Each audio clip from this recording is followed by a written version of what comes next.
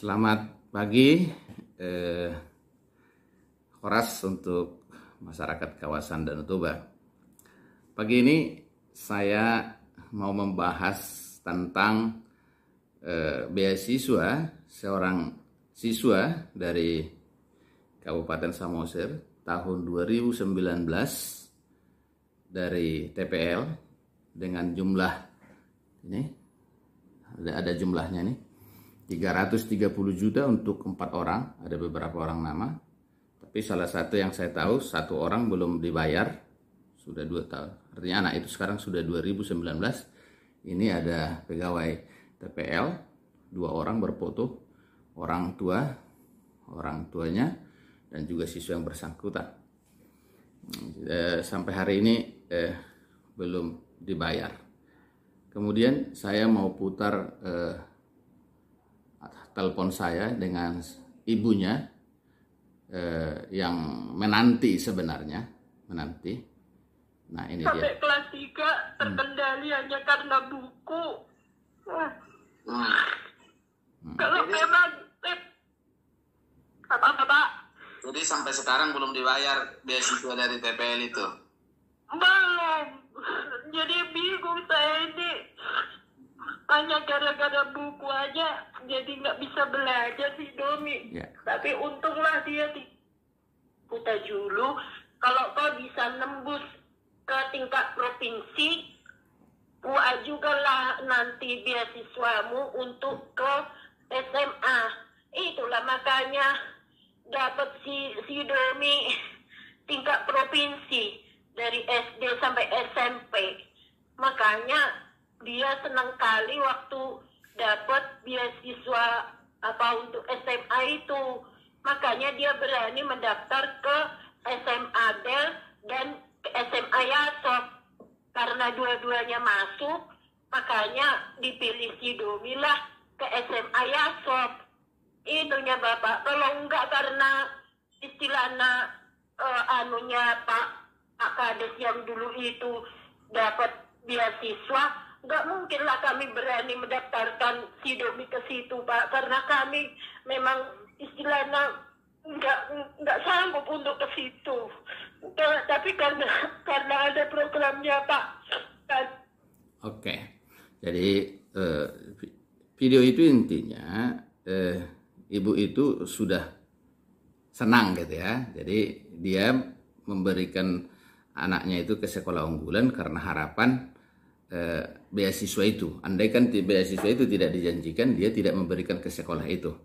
Nah, walaupun demikian, anak itu sekarang sekolah di Yayasan Soposurung dan telah ditangani sahabat saya, Ketua Yayasan. Terima kasih Ketua Yayasan Soposurung, Dr. Tota Manurung, yang menurut saya memang sangat luar biasa ya. Jadi, nah inti dari video yang saya mau katakan ini adalah akhir-akhir ini PT TPL ini kan sangat rajin memberikan sumbangan-sumbangan gitu ya setelah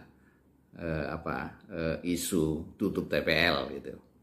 Nah, terus kemudian ada masyarakat yang memuja-muji ya, memberikan kidung pujian, terima kasih TPL sudah membangun jalan berapa itu 1,5 kilo atau berapa gitu ya. Pokoknya banyak sekali. Ada lagi ibu-ibu dari Tarutung, terima kasih gitu ya. Saya geli rasanya itu. Padahal sebenarnya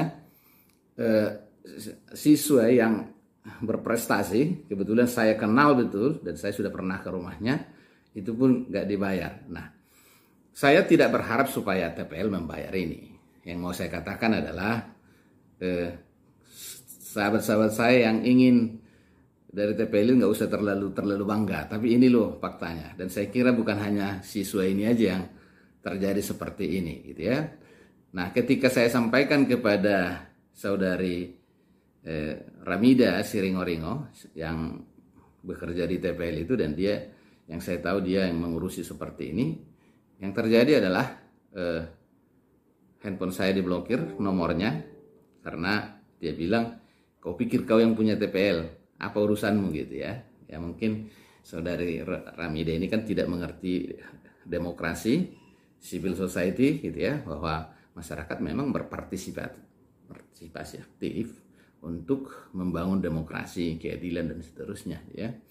Nah, saya kira Saudara Ramida Siringorengo yang blokir handphone saya ketika saya katakan itu hak siswa itu kalian berikan gitu.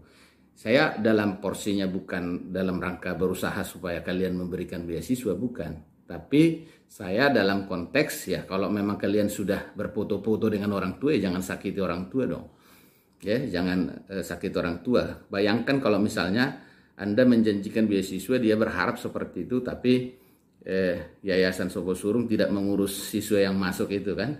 Artinya kalian kan telah berpartisipasi menjerumuskan anak orang. Dan itu yang membuat orang tuanya menangis kan begitu. Jadi itu pesan saya supaya kawan-kawan yang berharap dari TPL itu berpikirlah sebelum diperlakukan seperti siswa tadi ya. Nah, ke depan memang untuk anak-anak kita yang butuh beasiswa, saya kira memang itu harus program Pemkab, dan semoga semakin banyak yayasan seperti Yayasan Sopo Surung yang selalu mendampingi siswa-siswanya yang memang tidak mampu secara ekonomi ya. Jadi porsi saya kepada anak-anak ini kan begini. Jadi kami memang sering melakukan pelatihan guru supaya jangan ada lagi guru yang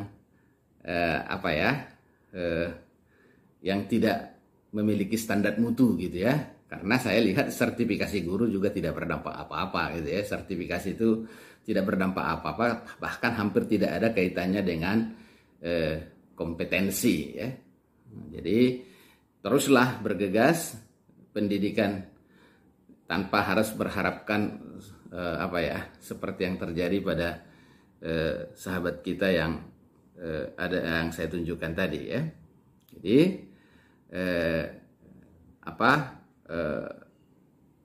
beasiswa yang ideal sebenarnya harus berkelanjutan.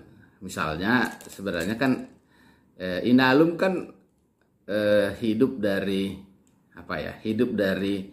air permukaan Danau Toba. Nah, tanpa merusak kawasan Danau Toba itu, seharusnya Inalum ini juga bertanggung jawab atas itu gitu. Nah, sayangnya memang Inalum itu nggak begitu peduli, padahal seharusnya pendidikan makin meningkat, otomatis kualitas lingkungan meningkat, itu secara linear itu. Nah, jadi seharusnya usaha-usaha seperti itu yang cocok untuk membangun kawasan Danau Toba. Nah, kan agak miris juga misalnya di satu sisi TPL merusak lingkungan, di sisi lain memberikan beasiswa, ini kan menjadi konflik of interest. Ya, jadi kita harus mencari format-format yang terbaik, misalnya pariwisata. Nah, pariwisata tentu yang berkelanjutan, harus sesuai prinsip-prinsip, tidak seperti yang dilakukan misalnya BODT yang justru menghasilkan konflik baru. Padahal fungsi BODT, otoritas sejatinya untuk mengoptimalkan seluruh kabupaten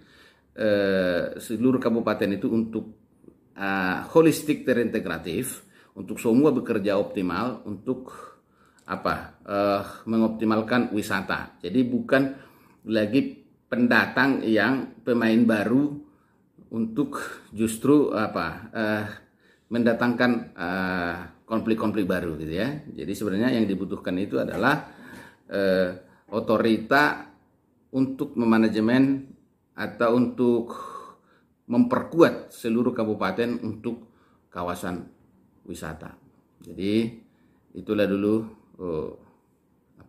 pendapat saya atau informasi dari saya pagi ini, Horas.